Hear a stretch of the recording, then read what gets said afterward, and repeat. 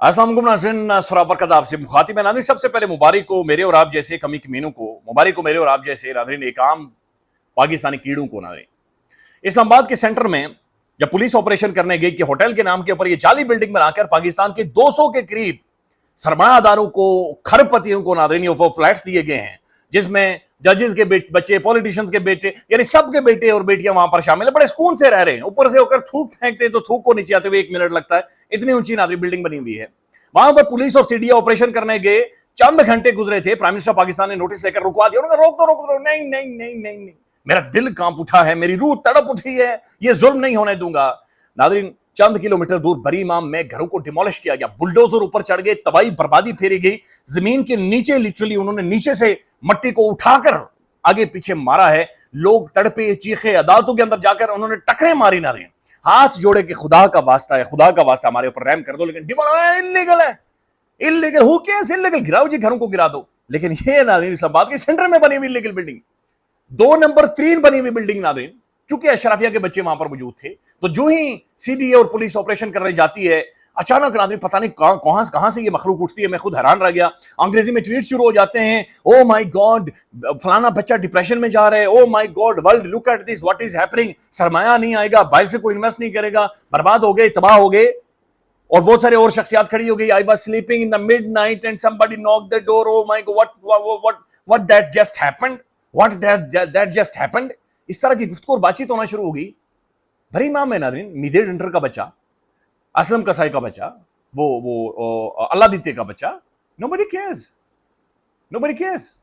वो नंगे पांव उधर ही खड़ा था, उसके सामने उसका बाप नाक रगड़ रहा था, उसके सामने नाज़रीन बुलडोजर जहां पर उसका बचपन गुजर रहा था गिरा दिया गया, मलबा तबाही फेर दी गई। इधर अशराफिया के बच्चे थे, अशराफिया के बेबीज थे। नाज़रीन, अशराफिया के बेबीज थे।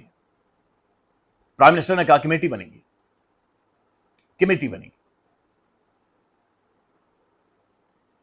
दे आर जोकिंग अस, ये हमारे साथ मजाक कर रहे हैं, ये हमारे साथ शुगर लगा रहे हैं। दे आर मोकिंग अस, ये हमारा मजाक उड़ा रहे, ठट्ठे लगा रहे हैं हमारे साथ, ये ठट्ठे लगा रहे हैं हम लोगों के साथ, पाकिस्तानी अवाम के साथ।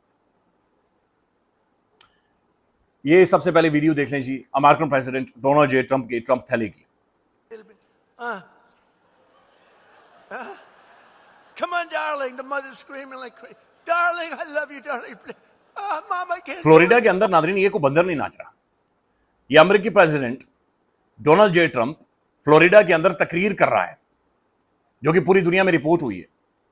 ये बंदा इस वक्त सुपर पावर का सरबराह है, जिसके पास सबसे तगड़ी मिलिट्री है और सबसे तगड़ी फौज है। ये दुनिया में कहीं पर भी नाज़रीन क़यामत बर्पा कर सकता है। ये बंदा, इसकी ज़हनी कैफियत देखें, इसकी हालत देखें, और इसकी जो गुफ्तगू सुनाऊंगा उसके बाद तो आप चीखें मारेंगे।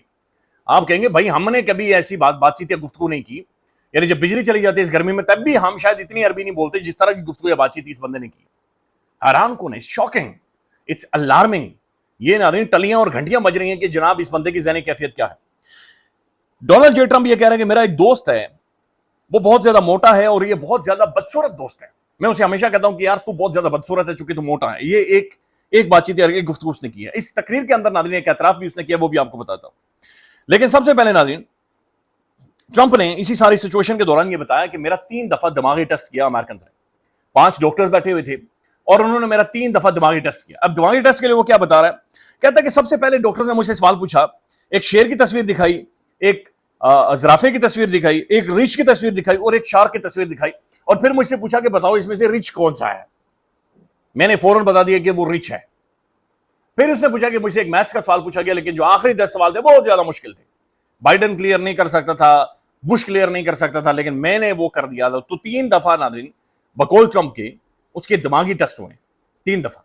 उसके बाद नाज़रीन कांग्रेस वुमन अमेरिका के अंदर इल्हान उमर, सोमालिया से माइग्रेटेड है, बड़ी तगड़ी खातून है, और ये अमेरिकन कल्चर को, अमेरिकन डाइवर्सिफिकेशन या डाइवर्स अमेरिका की तर्जुमानी, यूनाइटेड स्टेट्स ऑफ अमेरिका, उसकी तर्जुमानी करता। उसका बड़ा खूबसूरत चेहरा है कि सोमालिया से आई हुई खातून कांग्रेस वुमन है, वो वहां की पॉलिसीज के अंदर अपना किरदार अदा कर रही है, बातचीत कर रही है। हाईली क्वालिफाइड, हाईली सेलिब्रेट की जाने वाली शख्सियत नाज़रीन अमेरिका के अंदर, और अमेरिका का बड़ा खूबसूरत चेहरा। उसके बारे में नाज़रीन इल्हान उमर के बारे में डोनाल्ड ट्रंप ने खड़े होकर यह बातचीत की है कि ये जो इल्हान उमर खातून है, ये अपने भाई के साथ शादी करके अमेरिका में आई है, और ये सोमालिया से आई है, और यहां पर आकर कह रही है कि मुझे अमेरिका चलाना सिखाएगी। दफा हो जाओ यहां से, तुम्हारी औकात क्या है? सोमालिया एक ऐसा मुल्क है जहां पर गंदगी खत्म नहीं होती, जहां पर सिर्फ क्राइम है, जहां पर कोई पुलिस नहीं है, जिसकी कोई फौज नहीं है। तुम हमें अमेरिका चलाना सिखाओगी? दफा हो जाओ यहां से पागल औरत। ये खातून अपने भाई के साथ शादी करके आई हुई है और रात को अपने भाई को ये कहती है कि good night my brother, let's go to the bed. ये अमेरिकन प्रेसिडेंट फ्लोरिडा में खड़े होकर तकरीर कर रहा है, या बातचीत कर रहा है, या गुफ्तगू कर रहा है। इसी तकरीर के अंदर नाज़रीन डोनाल्ड ट्रंप जो सबसे बड़ी कन्फेशन कर रहा है, जिसके ऊपर सबसे बड़ा ज्यादा इस वक्त रोला पड़ा हुआ है पूरी दुनिया में, तजिया हो रहा है। ट्रंप ये कह रहा है कि जनाब हम जो पर्शियन गल्फ में मौजूद हैं, यानी ईरान के इर्द गिर्द हमने मुआसरा किया हुआ है, मैं समझता हूं कि बड़ा मजा आ रहा है हमें वहां पर। ट्रंप ये कह रहा है कि असल में जो भी बहरी जहाज वहां से गुजरता है, हम उसके ऊपर फायरिंग करते हैं, हम आवाज देते हैं कि जहाज को रोक दो, नहीं तो हम तुम्हारे जहाज को तबाह कर देंगे। वो जहाज रोकते हैं, हम भागते हैं, हमारी यानी मिलिट्री पहुंचती है, वो जहाज के अंदर जो अमला होता है वो वहां से भाग जाता है, हम जहाज को टेक ओवर कर लेते हैं, और उसके बाद उसके अंदर जितना भी सामान होता है या जितना भी तेल होता है उस पर हम कब्जा कर लेते हैं। ये एक बहुत ही प्रॉफिटेबल बिजनेस है। कोई माने या ना माने, हम इस वक्त पर्शियन गल्फ के अंदर समुद्री डाकू बने हुए हैं, हम समुद्री डकैतियां कर रहे हैं, हम पायरेट्स हैं। अमेरिकन प्रेसिडेंट ट्रंप ये बातचीत कर रहे हैं। ईरान कई दफा ये कह चुका है कि भाई ये बहरी कज़ाक हैं, ये पायरेट्स हैं, ये समुद्री डकैत हैं, ये समुद्री डाकू हैं। और ट्रंप ने बाकायदे से कन्फेशन किया है कि हम जादू को रोक रहे हैं, हम तेल लूट रहे हैं, ये जो भी कार्गो वो लेकर जा रहे होते हैं हम उसके ऊपर कब्जा कर लेते हैं, और ये बहुत ही प्रॉफिटेबल बिजनेस। और ये बात हंसते हुए American president Donald J Trump ने ये गुफ्तगू की। फिर नाज़रीन बंदा ये कह रहा है कि मैं ईरान को हमेशा के लिए तबाह और बर्बाद कर दूंगा। दिस शोज के डोनाल्ड जे ट्रंप का जो मानसिक संतुलन है, या जो ट्रंप का दिमागी स्टेट है, या जिस फ्रेम ऑफ माइंड में वो है, वो एक साउंड माइंड बंदा नहीं है। वो सोचने समझने की सलाहियत खो चुका है। यानी कि ट्रंप से ये तो इस वक्त आप नहीं कर सकते कि वो वाकतन वॉशरूम में जाकर सुसु करके ये बंदा वापस आ सकता है, खुद से जाकर। इतना ज्यादा साइकोलॉजिकली मेंटली ये बंदा डैमेज हो चुका है, और ये वाकईतन गुफ्तगू और बातचीत कर रहा है, और ये इंतहाई खलीज किस्म की, इंतहाई घटिया। इल्हान उमर ने इसके ऊपर जवाब दिया। उसने कहा कि भाई ये बंदा होता कौन है बातचीत करने वाला? जेफरी एप्स्टीन फाइल्स के अंदर लिखा हुआ है कि बच्चों के साथ, ये छोटे माइनर्स के साथ ये बंदा क्या करता है, या इसकी औकात क्या है। इसके ऊपर केसेस हैं कि व्हाइट हाउस के अंदर रिपोर्टर्स के साथ ये किस लेवल की बदतमीजियां करता रहा है। बट ये अमेरिकन प्रेसिडेंट है ना, ये सोचने वाली बात है, ये अंडरस्टैंड करने वाली बात है कि किस कदर ग्लोबल जो बैनुल अक़वामी सिस्टम है, जो वर्ल्ड ऑर्डर है, उसको चलाने वाले ये किस कदर नाज़रीन, इनकी दिमागी कैफियत क्या है, इनकी सोच क्या है, इनकी फिक्र क्या है, और ये कहां पर बुनियादी तौर पर स्टैंड कर रहे हैं, और किस तरीके से दुनिया को आगे लेकर जा सकते हैं। दूसरी जानिब नाज़रीन इसने ये भी कहा कि भाई जर्मन को अच्छा इमैनुअल मैक्रोन के बारे में इसने इंतहाई घटिया बातचीत की, इंतहाई घटिया बातचीत, कि मैंने कहा मैक्रोन मेरी बातचीत सुनो, अगर मेरी बात नहीं सुनोगे तो मैं तुम्हारे ऊपर 250% टैक्स लगा दूंगा। मैंने कहा इमैनुअल इस तरह से करके मौक कर रहा है, शुगर लगा रहा है। वो नाज़रीन ट्रांसजेंडर्स के बारे में इंतहाई खलीज किस्म की गुफ्तगू और बातचीत कर रहा है, इंतहाई गंदी गुफ्तगू और बातचीत कर रहा है। वो इमिग्रेंट्स के बारे में नाज़रीन इंतहाई गंदी गुफ्तगू बातचीत कर रहा है, उनकी जलील कर रहा है, उनकी तजलील कर रहा है, उन्हें जलील कर रहा है कि भैया कौन होते हैं दुनिया भर से यहां पर आकर, हमारे अमेरिका के अंदर आकर, हम लोग जिनसे खुशबू आती है, हम लोग जो अच्छा बोलते हैं, जो अच्छे कपड़े पहनते हैं, लिटरली इस तरह की गुफ्तगू बातचीत कर रहा है कि हमसे ज्यादा खुशबू आती है और हमारे कपड़े साफ होते हैं और दुनिया के कपड़े साफ नहीं होते। पूरी दुनिया को नाज़रीन इकोनॉमिकली, फाइनेंशियली, इकोनॉमिक हिटमैन्स के जरिए बर्बाद करके, तबाही फेर के आज अमेरिकन प्रेसिडेंट ये गुफ्तगू और बातचीत कर रहे हैं। उसके बाद नाज़रीन अमेरिका जर्मनी से वो तकरीबन 5000 के करीब ट्रूप्स को निकाल रहा है।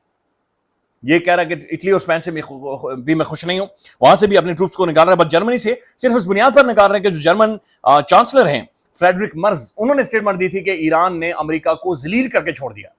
तेहरान की सड़कों के ऊपर नाज़रीन बिलबोर्ड्स लगे हुए हैं, और इन बिलबोर्ड्स में वादे तौर पर ट्रंप की एक बहुत बड़ी तस्वीर लगी हुई है और उसके मुंह के ऊपर टेप लगी हुई है, और तेहरान की सड़कों के ऊपर नाज़रीन अल्लाह अकबर के नारे लग रहे। एक तरफ आप देखें कि ट्रंप थैला, उसकी सोच देखें, और दूसरी तरफ ईरानियंस को देखें, कंपोज्ड, एजुकेटेड, क्वालिफाइड, बहादुर, दिलेर, खूबसूरत, वेरी ऑर्गेनाइज्ड, वेरी आर्टिकुलेट। तो दुनिया नाज़रीन कितने पीछे भागती रही है, और कौन सा ट्रंप और कौन सा नोबेल पीस प्राइज और mister president, I salute you. Why? Tehran की सड़कों के ऊपर नाज़रीन मैसिव बिलबोर्ड्स लगे हुए हैं, और उन बिलबोर्ड्स में लिखा हुआ है कि डोनाल्ड जे ट्रंप अगर अपना मुंह बंद करेगा या मुंह सीलेगा तो शायद ये कोई ना कोई मसला हल हो जाए, या इसकी कोई ना कोई सूरत हाल बन जाए। ऑयल प्राइसेस नाज़रीन बैनुल अक़वामी तौर पर बढ़ रही हैं। जो ईरान का सेकंड प्रपोजल था, बल्कि तीसरा प्रपोजल था, उसे डोनाल्ड जे ट्रंप डिनाई कर चुका है, और ईरान किसी भी तरह से न्यूक्लियर डील नहीं करने जा रहा। यह बात समझें कि अगर न्यूक्लियर के ऊपर बातचीत होती भी है तो ये एक बड़ी लंबी बातचीत होगी। इससे पहले joint comprehensive plan of action जो हुआ था JCPOA, P5+ ना 5 परमानेंट सिक्योरिटी मेंबर्स थे अक़वाम मुत्तहिदा के, और एक और मुल्क था, तो उन सब ने मिलकर जो ये किया था, उसके बाद से सूरत हाल ये बनी हुई है नाज़रीन कि उसमें भी काफी टाइम लगा था, यानी कम से कम 8 से 10 साल लगे थे उस डील में।